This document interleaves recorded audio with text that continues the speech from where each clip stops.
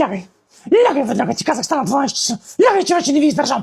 Изтощена от безсъние майка пита защо децата не искат да си лягат на време. При вас така ли е това нещо? Мила недоспала майко, не че не искат, само че първо трябва да приключат всички важни ангажименти за деня. Ти им прекъсваш процеса. Айде влизайте да се къпете, че не мога да си оправя кухнята от вас. Още ли не сте в банята? Аз за кой път казвам да влизаш да се къпеш? Интересното е, че детето се придвижва към банята със скорост, която науката още не може да обясни. Влизай да се къпеш, ти казвам. Абе, едно 3-годишно ли си ме разиграва? Влизай да се къпеш, ти казвам. Няма с тебе да се занимавам. Няма така рязко да подхождаш, ще му повредиш потенциала. Измий си зъбите с пастата. Няма само да ми мокриш четката с вода. И си сложиш шината. Няма да плащам аз по 2000 евро и накрая никой не я носи. После започва най-голямото чудо. През целия ден не му се прави абсолютно нищо, но към 22:30 изведнъж му се живее. Жива! Лягай! Не на нашето легло, на твоето! Не при кучето! Пуснете си телевизора на детско!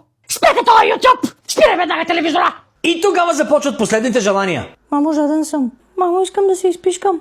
Мамо, гладен съм. Мамо, забравих да ти кажа нещо. Мамо, може ли още една приказка? И в един момент ти вече не преспиваш дете, ти обслужваш хотел. Добре, последна приказка, последна вода, последна преградка, последно пишкане, последно филмче, последно всичко! Заспирайте! И точно когато си легнеш, чуваш. Мамо. И знаеш, че утре ще се повтори абсолютно същото. В България децата не си лягат, когато им се спи, а когато им свършат идеите как да отложат съня.